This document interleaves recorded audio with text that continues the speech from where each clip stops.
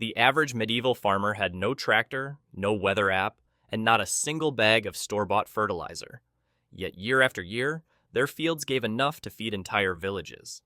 Somehow, despite the brutal labor, primitive tools, and fickle weather, food production kept improving. How? The truth is, medieval agriculture wasn't backward. It was brilliant. It all began with a quiet revolution, a method so simple it almost feels like cheating: crop rotation. While modern life glorifies multitasking and maximum output, medieval farmers figured out how to get more by doing less. They split their land into different fields, one planted with wheat or rye for bread, another with legumes like beans and peas that fed the soil instead of draining it. If they had a third field, it was left fallow, unplanted, untouched, resting. Then they rotated them every year. It was like telling the earth, "You've done enough. Take a break." The wheat field became the bean field. The bean field took the year off. The resting field became the bread basket. Round and round it went. Different crops took different things from the soil. Wheat consumed nitrogen. Beans and peas gave it back. The fallow field recovered in silence, undisturbed. The result? Healthier soil, fewer pests, stronger crops. This system didn't need miracle fertilizers or tractors. It needed time, patience, and respect for the land's rhythm. By the 1300s, this method, known as the three-field system, had spread across Europe. It wasn't just clever, it was survival. For generations, farmers dragged wooden plows through the ground like carving a rock with a spoon. It worked fine in the sandy soils of the south, but in northern Europe, the clay-rich earth barely budged. Tilling was slow, painful, and barely effective. Then came the moldboard plow. This wasn't just a better tool. It was a revolution in wood and iron. With a sharp vertical blade called a coulter and a horizontal share underneath, the plow cut deep into the soil. But the genius piece was the moldboard, a curved surface that flipped the soil over completely, burying weeds, dead plants, and pests. Fields that had once taken days to work now yielded in hours. The thick northern soils, once a farmer's enemy, became their greatest asset, and with fewer oxen needed to pull it, families could farm more land with fewer animals to feed. Good plows were expensive. Villages often bought one together, rotating its use like a treasured heirloom. Cooperation wasn't just convenient, it was the only way forward. From France to England, from Germany to Poland, the moldboard plow transformed how land was worked. And in doing so, it fed growing populations and laid the groundwork for stronger rural economies. In the furrow behind every moldboard plow, you could see not just turned earth, but the seeds of change. Most modern farms are private domains, fenced, ordered, isolated. Medieval farming looked nothing like that. Instead of neat square fields owned by individuals, whole villages shared great open fields, divided into long, narrow strips. Each household worked a few strips scattered across the fields. No one got all the good land or all the bad. There were no fences, no hedgerows, no borders, just cooperation. Everyone planted, plowed, and harvested on the same schedule. You couldn't delay without delaying your neighbors. This peer pressure made things run on time. It also built something stronger than profits: community. Most families didn't own enough animals or tools to work the land alone. They borrowed. They lent. They pulled their oxen together, shared plows, and helped each other harvest. During the busiest weeks, people spent as much time working on neighbors' strips as their own. It wasn't charity. It was survival. Even food was sometimes communal. Villages kept grain stores to help those who had a poor harvest. You might borrow grain one year and repay it the next. And in a world where a single storm could ruin everything, this kind of resilience was priceless. They didn't call it socialism. They called it farming. Modern farmers spray chemicals to kill pests. Medieval farmers had something better: chickens. Before planting, chickens wandered freely through the fields. They scratched the dirt, devouring weed seeds, beetle larvae, and anything else that wriggled. A single chicken could eat hundreds of bugs a day. A small flock was a mobile, pecking army. Ducks handled slugs and snails. Geese took care of weeds, nibbling down unwanted greens without touching the crops. But birds weren't the only allies. Farmers planted garlic, onions, and leeks around their fields, crops that repelled insects with their strong smell. In monastery gardens, walls of garlic protected herbs and vegetables like a pungent shield. Flowers like marigolds and lavender weren't planted for beauty. They attracted ladybugs and lacewings, natural predators that feasted on aphids and caterpillars. It was pest control by invitation. Even their rotation systems confused bugs. A field full of beans one year might be wheat the next. The beetles and flies starved. And for stored grain, they mixed in ash from hearth fires. It clogged the breathing holes of weevils and other pests. No poison, no traps, just ashes and instinct. Without chemicals, medieval farmers turned nature into an ally. They didn't fight their fields, they listened to them. Weeds were the enemy. They choked out crops, stole sunlight, and drank the nutrients from the soil. Today we blast them with herbicides. Back then, medieval farmers fought them with strategy and sweat. They packed their crops close together. Dense planting meant less sunlight reached the ground, leaving weeds in the dark, literally. They weeded early, before roots could run deep. Using short-handled hoes, they sliced weed seedlings just below the surface. One clean stroke, and the threat was gone before it began. For grain fields, they used weeding hooks, sharp blades on long handles. Farmers slid them between stalks without bending over, carving through unwanted growth with swift efficiency. A skilled farmer with a hook could clear a field 10 times faster than by hand. Tools like these were so valuable they were passed down in wills. A weeding hook wasn't just metal, it was inheritance. After harvest, fields were plowed quickly, burying any seeds that had dropped. No light, no growth. Some even used stale seedbed methods, preparing a field, waiting for weeds to sprout, and then clearing them before planting the real crop. In vegetable patches, they laid down straw or even scraps of wool between rows to block weeds. And when the weeds grew faster than one person could handle, the whole village came. Weeding days were common. What would take a week alone took hours together. No chemicals, no shortcuts, just timing, tools, and teamwork. Weather has always been the great gamble of farming.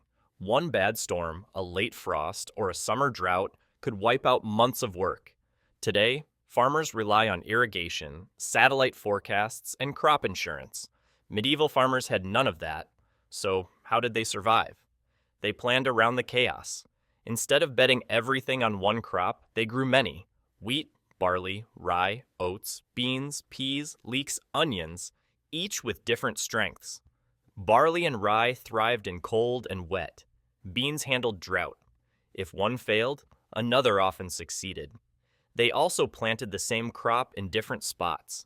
A wheat strip in the valley might drown in a flood, but the one on the hill survived. This wasn't carelessness. It was intentional. They staggered their planting too. Seeds didn't all go into the ground on one day. They spread it over weeks. If frost killed the first batch, the later ones had a chance. They read the signs of nature: clouds, bird migrations, animal behavior, the feel of the air. Generations of farmers passed on this living knowledge. A red sky at night might bring good weather. Cattle lying in the field could mean rain. Even with all this, disasters still happened. Famines struck every generation or so, usually after 2 or 3 terrible years in a row. But the villages that fared best weren't the ones with the best luck. They were the ones who planned with care, hedged their bets, and planted not just for harvest, but for survival. Harvesting the food was only half the job. Keeping it from spoiling before the next planting was just as important. Medieval farmers couldn't rely on refrigerators, canning, or plastic wrap, but they didn't need them. They had earth, air, salt, and fire. Root vegetables like carrots, turnips, and beets were stored in pits called clamps. These shallow, straw-lined holes were covered with more straw and dirt, keeping the temperature steady and cool. Some even had straw chimneys for airflow. Properly done, turnips harvested in October could still be good in March. Grain was even more carefully handled. Farmers built raised granaries with floors off the ground, sometimes on stone stilts shaped like mushrooms to keep rats from climbing up. The grain stayed dry, cool, and out of reach. It was often stored in husk or stalk for extra protection. In some cases, it lasted 2 or even 3 years. Meat was salted, heavily. Pork, beef, and fish were packed in barrels of salt or smoked over slow fires in dark wooden smokehouses. The salt pulled out moisture and made the meat hostile to bacteria. Salt was so valuable it sometimes replaced money. Some workers were paid in salt, hence the word salary. Milk was turned into cheese. Butter was salted and packed in barrels. Excess vegetables were fermented. Cabbage became sour, vitamin-rich kraut. Even turnips could be shredded, salted, and stored for winter meals. These methods didn't need high-tech tools. They just needed patience, careful technique, and generations of practice. Medieval villages didn't just store food. They planned for lean years. If your field failed, you could borrow from the communal grain store and repay the next year. If 2 bad years came, you tightened belts, stretched the last cheese, and prayed the spring harvest came early. But the truly prepared farmers had another secret weapon: livestock. Animals weren't just for meat, they were walking pantries. Cows gave milk, chickens gave eggs, sheep gave wool, and when desperate, mutton. Hogs rooted in the woods and fed on fallen nuts, turning scraps into bacon. During tough winters, 1 pig could feed a family for weeks. Cheese and butter lasted through the cold months. So did dried beans, hard bread, and pickled vegetables. Not everyone feasted, but almost everyone survived. The poorest might suffer most, but communities often supported each other with shared stores, food loans, or church charity. And when food truly ran out, people turned to foraging: roots, nuts, berries, acorns, whatever the forest gave. It was a hard life, but not a foolish one. Everything grown was stretched. Everything preserved had purpose. Nothing was wasted. Because survival wasn't about having more. It was about using everything you had, and never depending on just one harvest. Behind the scenes of every medieval harvest was an intricate schedule.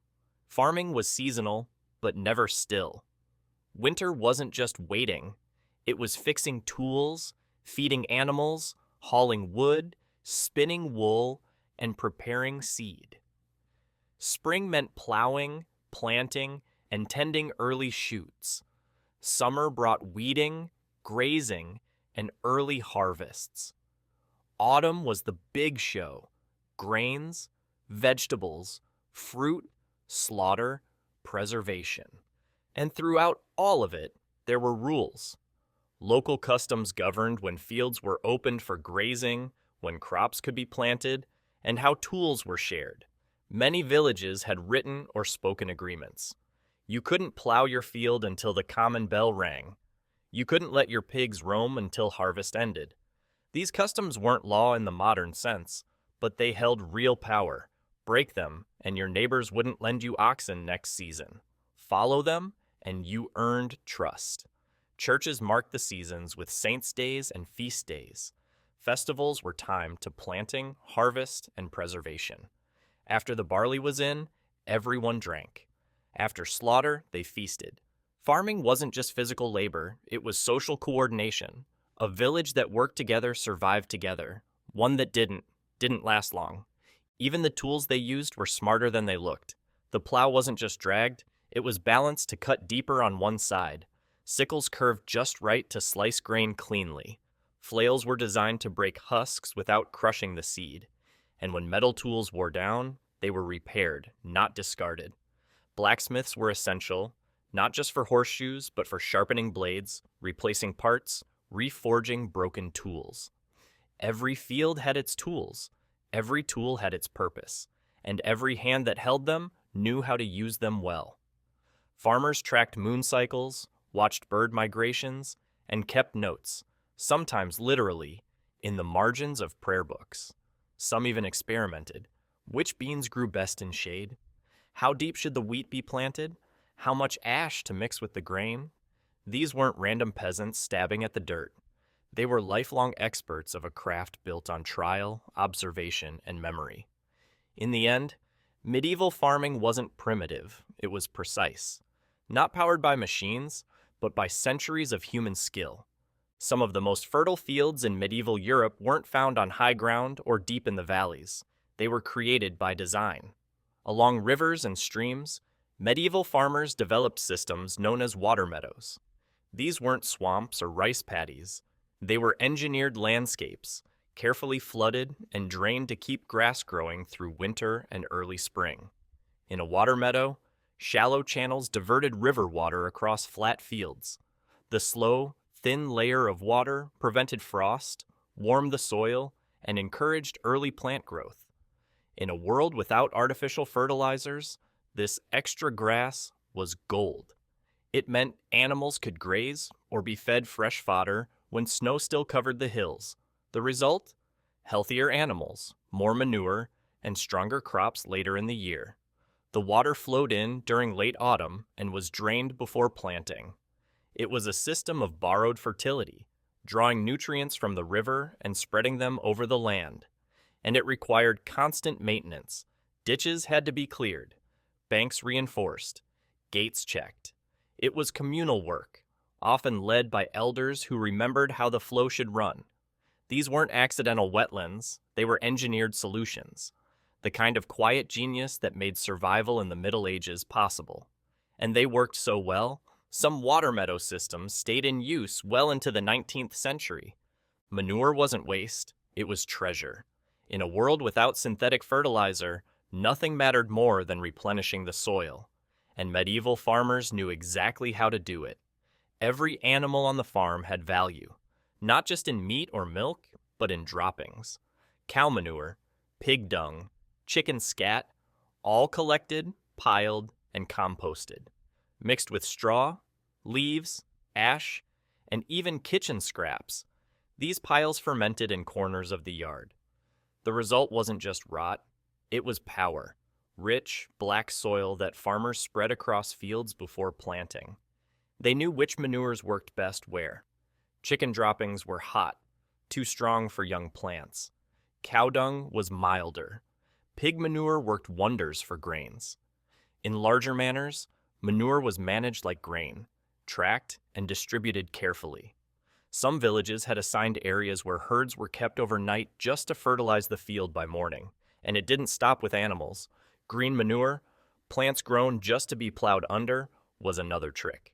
Clover, vetch, and certain grasses were sown not to harvest, but to feed the ground. Even weeds, if cut before seeding, became fertilizer. Medieval farmers didn't just think about crops, they thought about the soil, the long game, the seasons still to come. Because they knew something we often forget. Good farming isn't what you take, it's what you give back. For medieval people, time wasn't measured by clocks. It was measured by chores. Before sunrise, the day began with tending animals, feeding chickens, milking cows, turning compost. Then came the fields, plowing, planting, weeding, harvesting. Each task had its moment in the sun. In summer, work days stretched long, but winter brought other demands: spinning, mending, cutting wood, repairing tools. Evenings were for maintenance and meals. Nothing was wasted. Rainy days meant grinding grain, making cheese, or mending harnesses. Children helped, elders advised, everyone contributed. The rhythm of farm life followed the land, the moon, the turning of the seasons. Church bells rang not just for prayer, but for work. Prime, terce, sext, none. Hours to guide labor. Sundays were rest by decree, but also by need. A body can only push so far. And when feast days came, the village paused, not idly, but gratefully. The work was hard, but the structure made it bearable. Time wasn't a tyrant, it was a partner. And in that partnership, medieval farmers found enough space to endure. Farming wasn't the job of a lone man in a field. It was the work of families. Women didn't just cook and clean, they managed gardens, preserved food, raised livestock, gathered herbs, and helped in the harvest. Children learned early how to weed, how to scare off birds, how to feed a calf. Grandparents taught the weather signs, when to sow, when to reap. Knowledge passed mouth to mouth, hand to hand. In some regions, women controlled dairy entirely. They churned butter, aged cheese, and managed the critical task of turning summer's milk into winter's food. In tough years, it was the butter that got you through. Every hand mattered. Even the smallest job, picking peas, gathering eggs, turning hay, was part of a survival chain. No one was idle because no one could afford to be. This was labor, yes, but it was also life. Children weren't raised apart from work. They were raised through it, and in that work they learned everything they needed to survive. Farming was not just physical, it was cultural, generational, and whole. Beyond the daily grind of food and field, medieval agriculture touched everything. Taxes were measured in grain, rents paid in pigs, fines settled with cheese. Lords received tithes from every bushel, and churches gathered the first fruits of harvest. If your field failed, so did your ability to pay. That's why records of land use, harvest amounts, and animal numbers filled manor books and monastery ledgers. Farming was data long before spreadsheets, and this system had teeth. Lords could inspect your strips. Villages could fine you for late planting. Land disputes were settled by custom, testimony, and sometimes blood. But not all control was from above. Peasant communities had their own rules, their own enforcement. Councils decided when to plant. Elders mediated disputes. Farming wasn't lawless. It was legal, social, spiritual. Even the calendar bent to it. Feasts celebrated sowing and reaping. Saints were patrons of crops, weather, livestock. A bad harvest could spark not just hunger, but revolt. Because agriculture wasn't just survival, it was the economy, the justice system, the faith. Everything was rooted in the land.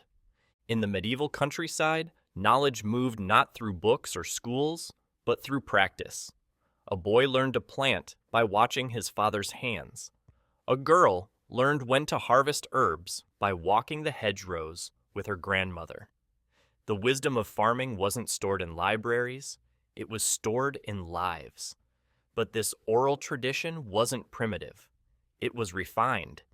Generations of observation turned into systems. Villages remembered which fields flooded every 5 years.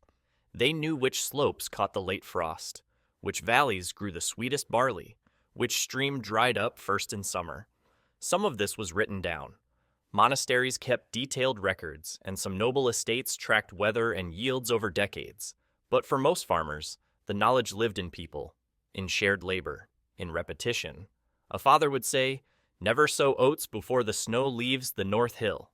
A neighbor might warn, "If the swallows arrive early, expect a dry season." These sayings weren't superstition. They were centuries of weather watching boiled into phrases.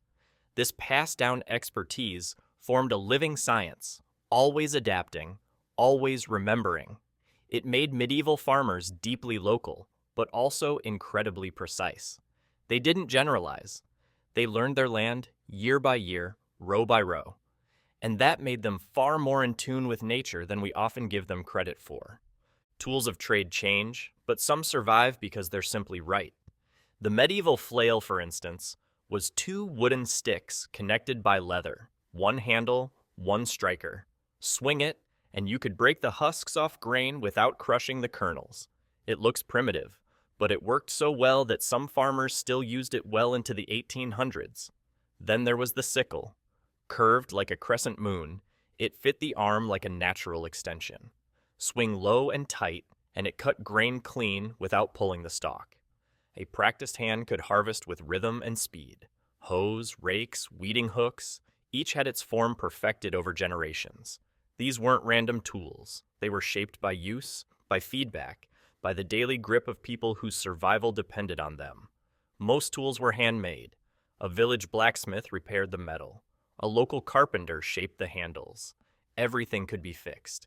Nothing was disposable. And each tool held memory.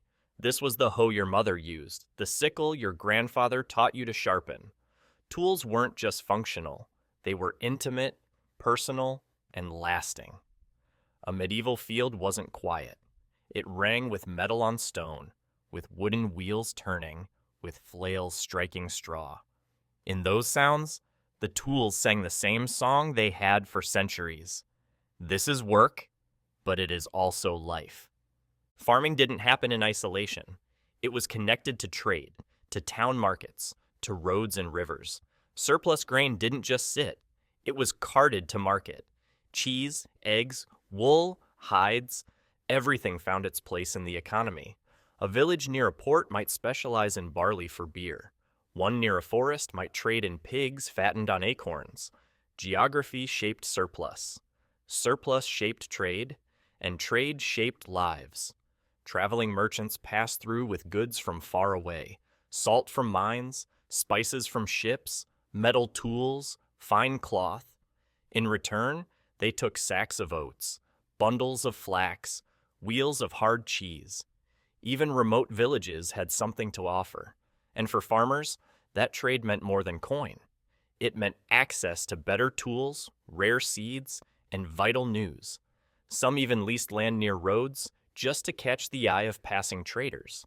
Farming created value, and value moved. These weren't key, isolated peasants. They were participants in a vast, slow-moving web of exchange. Their fields fed towns, their wool-clothed cities, their surplus became someone else's staple. Agriculture was the beginning of every economy, and the smarter the farming, the stronger the trade. Medieval farming didn't just shape survival, it shaped the landscape. The patchwork of hedgerows, lanes, scattered trees, and winding fields across modern Europe isn't an accident. It's the echo of medieval labor.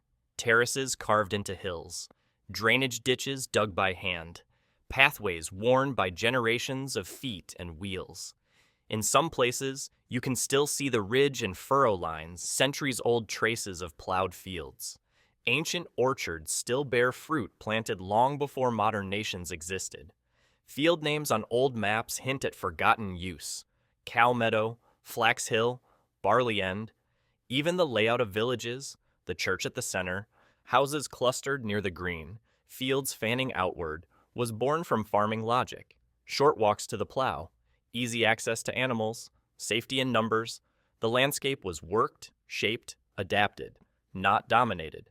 Medieval farming didn't erase nature, it adapted to it, curved to it, folded into its rhythm, and the land still remembers. So, what do we make of it all?